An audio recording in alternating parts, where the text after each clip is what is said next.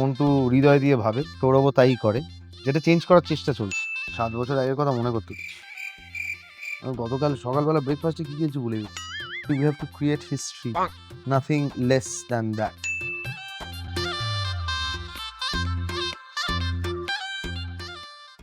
তো আজকে আমাকে বলা হয়েছে আমাকে নাকি মন্টু হিসেবে কয়েকটা প্রশ্ন করা হবে। তো সেক্ষেত্রে আমি এখানে বসে আছি অপেক্ষায় যে মন্টুর কি কি প্রশ্ন আছে। মন্টু আর সৌরভের মধ্যে 3টে সিমিলারিটিস কি কি? মন্টু আর সৌরভের মধ্যে সিমিলারিটি একটা হচ্ছে মন্টু হৃদয় দিয়ে ভাবে, সৌরভও তাই করে, যেটা চেঞ্জ করার চেষ্টা চলছে। 2 নম্বর হচ্ছে মন্টু প্রেমিক মানুষ, সৌরভও প্রেমিক মানুষ। 3 নম্বর মন্টু যদিও বা একটু বেশি শর্ট টেম্পার্ড, সৌরভ অতটা নয়, বাট সৌরভও খেপে গেলে আর কি প্রায় মন্টুর রূপই ধারণ করে। কবে এটা রিয়েলাইজ করলে যে সৌরভের আইডেন্টিটি এখন মন্টু পাইলট হয়ে গেছে? মানুষ জানান দিয়েছে, মানুষ জানিয়েছে 2019-এর ডিসেম্বরের 25 তারিখ 26 তারিখ নাগাদ আস্তে আস্তে সিঙ্ক ইন করা শুরু হলো। তো সেই সময় রিয়েলাইজ করলাম যে Montu pilot will bring in a lot of change for me, বা বলা যেতে পারে পুরো ওয়েব সিরিজ, বাংলা ওয়েব সিরিজের যেরকমভাবে এগোচ্ছিল সেইটা পুরো ভেঙে দিয়ে পুরো মন্টু পাইলট একটা আলাদা পথ সৃষ্টি করলো। কসবার বাড়ি, সকালে তোমার ঘুম ভাঙছে বেড়াজাল শুনে। এই মোমেন্টের ব্যাপারে আমাদের কিছু বলো। এই ঘটনাটা ঘটেছিল ডিসেম্বর 25 টু 31-এর মধ্যেই কোনো এক সময়, যখন ঘুম থেকে আমি উঠি বেড়াজাল গানটা শুনে। আমি প্রথমে ভেবেছিলাম বাড়িতে কেউ চালিয়েছে, যেহেতু আমার সিরিজ সেক্ষেত্রে, কিন্তু না, দেখলাম পাড়ায় চলছে। তখনই বুঝেছিলাম যে একটা চরিত্র হিট হলে কি হতে পারে। সেটা আগে কোনো দিন ঘটেনি, না তারপরে কোনো দিন ঘটেছে। সৌরভ যদি মন্টুকে 3টে টিপস দিত তাহলে সেগুলো কি হতো? বারবার একই জায়গায় ঘুরে ঢুকে যায়, বেরোতে শেখ, স্টার্ট লিভিং লাইফ, এবং 3টে জিনিসের মধ্যে একটা এইটা। 2 নম্বর হচ্ছে সব কিছুর সলিউশন খুন করে দেওয়া না নয়। হ্যাঁ, জেল হাজত বা অনেক কিছু হতে পারে। তো একটা পরিবার আছে, তো ফ্যামিলি ম্যান, কেন গুলি করে দিস কেন তুমি, এটা একটা। আর 3 নম্বর হচ্ছে আর ভ্রমর ছাড়াও পৃথিবী আছে, আর একটু তাকাতে শেখ। আমি বলছি না ভ্রমর থেকে চোখ তুলে নিয়ে অন্য জায়গায় তাকা, ভ্রমরকে নিয়েই ঘুরতে যা বাইরে, সুইজারল্যান্ড যা টাকা জমিয়ে, অনেক টাকা তো জমিয়েছি দালালি করে।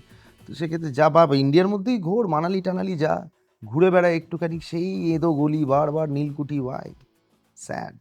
আজকের দিনে দাঁড়িয়ে মন্টু পাইলটের কোন সিজনটা তোমার সবচেয়ে কাছে? আমার 3টে সিজনই প্রচণ্ড favourite. I can't choose between my babies. Obviously প্রথম সিজনটার একটা আলাদা চমক, প্রথমবার ক্রিয়েট করেছিলাম, তো সেইটার ইমোশন হাই। 2 নম্বরটার ইমোশন অন্য জায়গায়, যেহেতু এমন একটা জিনিস ক্রিয়েট করেছি যেটা সিজন 2 আসছে, রেসপন্সিবিলিটি বেশি ছিল। মন্টু পাইলট 3 নম্বরটা যখন এসছে 4 বছর পর, তখন আরও বেশি রেসপন্সিবিলিটি, এবং মানুষজনের এতদিনের অপেক্ষা যে মন্টু পাইলট কবে আসবে, মন্টু পাইলট 3 কেন আনছেন না, এই এত প্রশ্নের আলটিমেটলি সব কিছু কমপ্লিট হলো, মন্টু পাইলট 3 রিলিজ করলো এবং মানুষজন ভালোবাসছেন। তো এই জার্নিটা, এই 7 বছরের জার্নি, 2019 থেকে 2026-এর জার্নিটা খুবই সুন্দর আর কি। সৌরভ থেকে মন্টু পাইলট হয়ে ওঠার জন্য কি কি প্রিপারেশন নিয়েছিলে? 7 বছর আগের কথা মনে করতে হচ্ছে। আমি গতকাল সকালবেলা ব্রেকফাস্টে কী খেয়েছি ভুলে গেছি। একটু গল্পটা আমি 2018 থেকে জানি। তারপরে যখন 2019-এ অ্যাকচুয়ালি হইচইয়ের অফিসে এসে বা মিটিং হয়ে যখন ঠিক হলো হইচই উইল প্রডিউস মন্টু পাইলট বা এরকম একটা সিরিজ হতে চলেছে, তখন আমায় দেবালয় ভট্টাচার্য এই অফিসেরই নিচে আমায় ডেকে পাঠালো। তো এসে আমায় বলেছিল যে we have to create history, nothing less than that. বলছে এইটা হিস্ট্রি ক্রিয়েট করতে হবে, না হলে এইটা মুখ থুবড়ে পড়বে, সেখানে আমারও চাকরি যাবে, তোরও চাকরি যাবে। আমার মনে হচ্ছে প্রচণ্ড টেনশনের মধ্যে থেকে আমি শুরু করেছিলাম জার্নিটা, এবং তারপরে তো আলটিমেটলি যখন প্রথম শটটা দিয়েছিলাম সেটা মনে আছে। আই রিমেম্বার আমরা বাইরে কোথায় শ্যুট করছিলাম, ফিরে এসে একদিন মাঝখানে গ্যাপ পেয়েছিলাম আমি ন্যাড়া হয়ে গেলাম ওই একদিনের মাঝখানে। তারপরে শ্যুটিংটা সিংকে থেকে শুরু হয়েছিল, আমার ছিল না, আমি শ্যুটিং ফ্লোরে গেছিলাম, অনেকক্ষণ বসেছিলাম টু গেট দ্য ভাইব, ওই ভাইবটা নেওয়ার জন্য বসেছিলাম অনেকক্ষণ। তারপরে ফিরে আসি, পরের দিন গিয়ে শ্যুট করি যখন, এপিসোড 6-এর একটা বাথটাবের সিন ছিল যেটা মনে আছে, এবং সেইখানে গিয়ে এমনই একটা শট হয়, একটা ওয়ান শট হয়, ইন্দ্রনাথ মারিক ক্যামেরা করছেন, যেটা শেষ হওয়ার পর পুরো ফ্লোর হাততালি দিয়ে ওঠে, এবং দেবালয়দা ফিরে ফ্লোরে ঢুকে বলেছিল যে যখন ইন্দ্রনাথ মারিক, কেন তার আগে আমরা চরিত্রহীন করেছিলাম ইন্দ্রদা আমরা, তো বলেছিল যখন ইন্দ্রনাথ মারিক আর সৌরভ দাস থাকে তখন আগুন জ্বলে আগুন। So that set the tone for me, এবং তারপর থেকে যা হয়েছে সেটা তো সবাই জানে। 3টে সিজনে 3জন নায়িকার সঙ্গে তুমি কাজ করেছো, তাদের সম্পর্কে একটা করে কথা বলো। সোলাঙ্কি? ভ্রমণ। মন্টু ইজ ইনকমপ্লিট উইদাউট ভ্রমণ। মিথিলা? দোস্ত, ব্রিলিয়ান্ট একটা বন্ধুকে পেয়েছি মন্টু পাইলট 2 করে, যে এই 3 দিন আগেও আমায় টেক্সট করলো, বলল যে নস্টালজিক ফিল হচ্ছে আমাদের, আমরা সবাই গানটা বেরিয়েছিল, তারপর টেক্সট করলো যে নস্টালজিক ফিল হচ্ছে, all the very best. So true friend. Parno Mitra? Oh, Parno, crazy, very talented and crazy. Parno মিত্রর হাজার মানুষ, শয়ে শয়ে মানুষ, লক্ষ লক্ষ মানুষ পার্নো মিত্রর ফ্যান।